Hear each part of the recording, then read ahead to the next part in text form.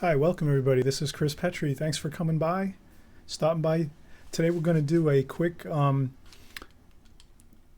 couple swatches on skies. When I first started in watercolor, I used to practice skies a lot. I love doing landscapes, and I think skies are always a fun thing to do.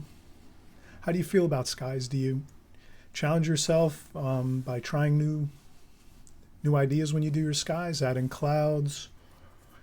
Do you not like to paint clouds? Are clouds too difficult? Do you find they give you a problem when you're painting?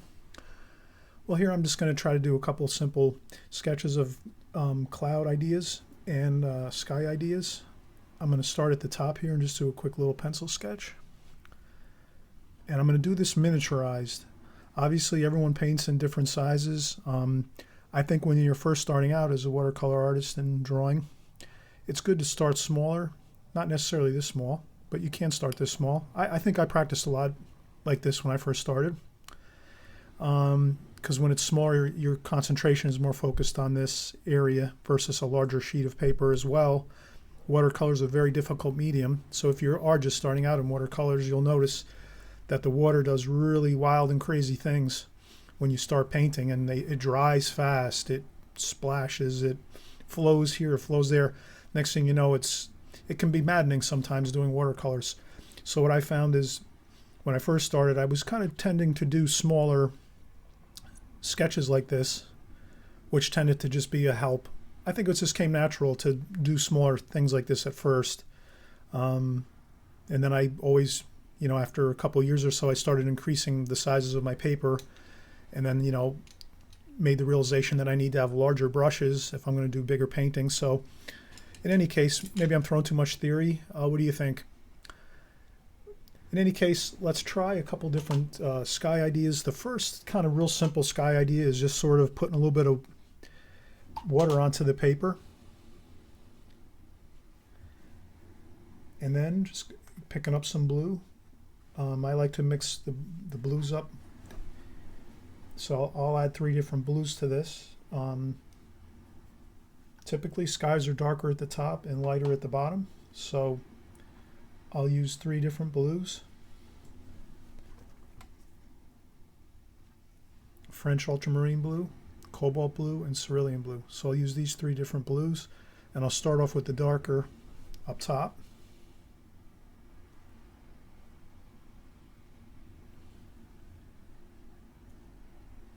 And I find that skies can be pretty fun and carefree. Like, I think planning them is good too. You can try that method, planning them, like drawing the clouds if you have a photograph, or if you're outside and you want to draw the clouds. That's really a great way. I think practicing every type of situation is always good. Gives you more experience, and now I'm going to work into more of my cerulean blue. And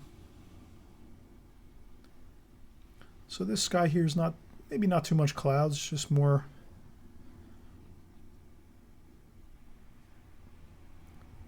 maybe some sky colors, and maybe this sky is about to that level in the painting.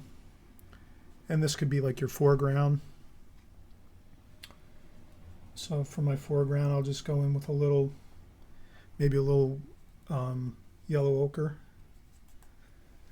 and a little olive green color. Just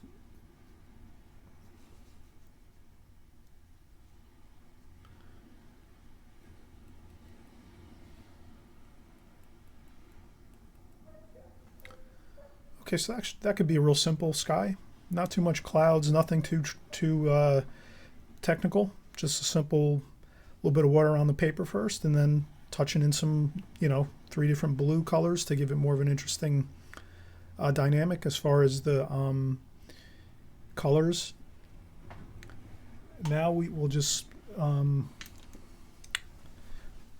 try maybe some cloud shapes here, just to do something a little different.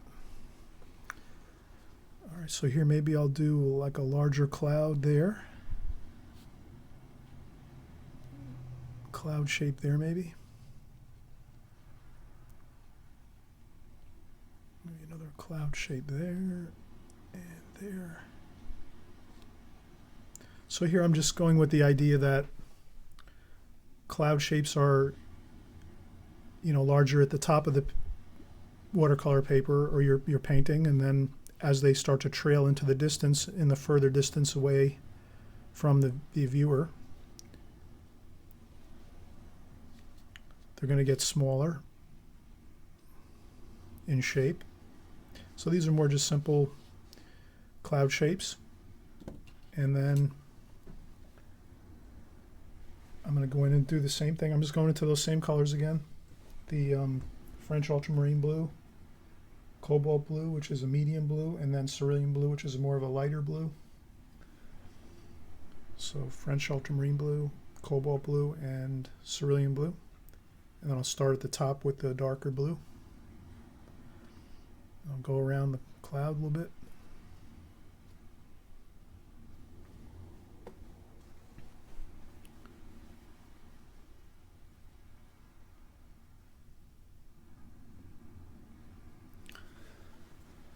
And then I'll go into the cobalt blue, a little bit lighter blue.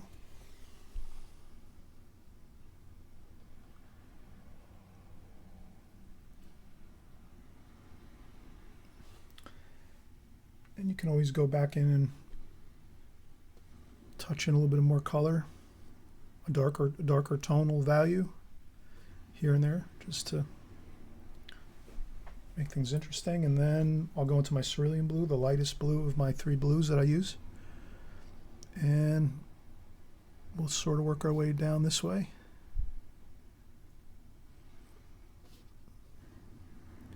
And I'm just being careful to leave those little small cloud shapes.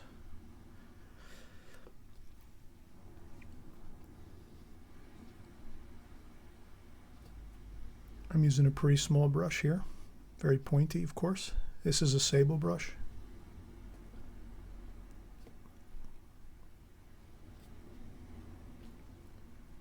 Okay.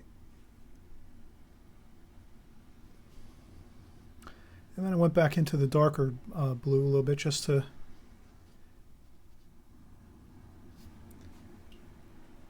keep things a little uniform here instead of just going from dark to light. And now, to give myself maybe more of a cloud,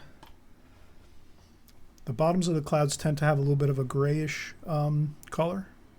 So here what I'm going to do is add a touch of burnt umber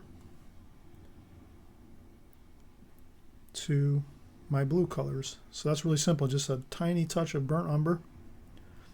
So I have burnt umber here in my palette. So I just touch a tiny bit of the burnt umber there, put that into the blue, and that makes a nice grayish color. And then we can add that to the underside of the clouds. And I'm drying off my brush a little bit on my apron just so I don't add too much water. It's kind of good to be careful with how much water is on your brush. So if you have an apron, that's a good thing, or you can use a sponge next to your water bucket. You can touch your brush to your sponge there, or a tissue or a paper towel. It's good to always adjust the wetness of your brush, because that'll really help you when you're painting. Some areas you like a lot of water, some areas you need very little water. So here I'm not using a whole lot of water, just a tiny bit with my mixture of burnt umber and the blue to give me that little bit of a grayish color into the clouds. And again, I'm painting very miniature here because I think it's good to start. You know, it's kind of small. What do you think? Is that easier than breaking out a large piece of paper and trying to do it that way? I'd say try both ways anyway. See if it's easier to get familiar with watercolor using smaller type ideas like this first, and then gradually go larger as you go. And then I'll just do the same things before. Add a little bit of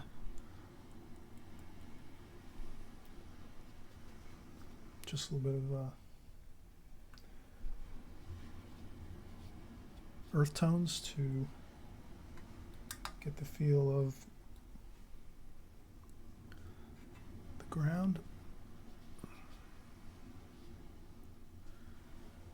Okay, so that's the second cloud idea. Then we'll do perhaps a really simple idea. This would be just a, they call this this would be called a graded wash. It also works great with like a square brush. So I'm going to use a square brush here. Again, I'm going to go into my blues, use my 3 blues. And I'm just going to start up top.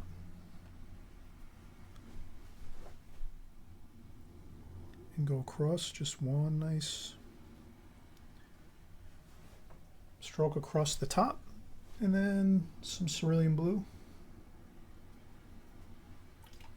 for the bottom here.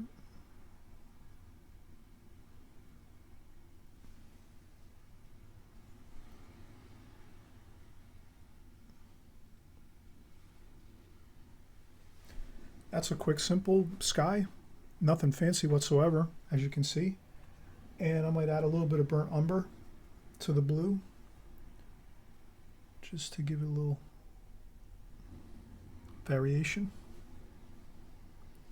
And if there's too much water on the page, you can dry your brush off with some tissue and then just touch it to the bottom of the paper, and that'll pick up the water a little bit.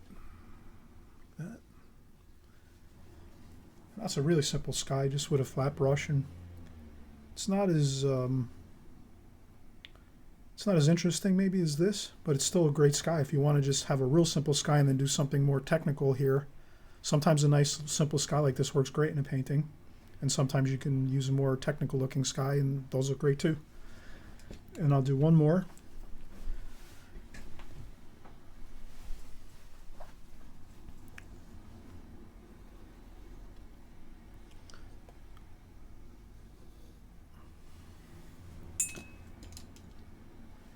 And then this one would be, I'll use the flat brush and wet the paper first.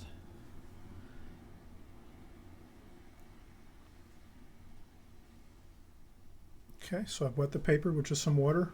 There was a little bit of blue left on my brush, but so I just added some water to this.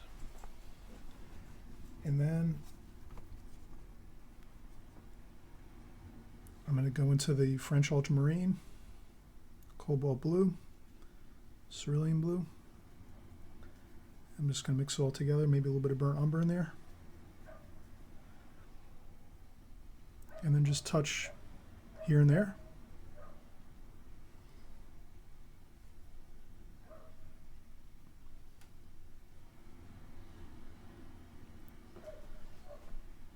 And I think if I just make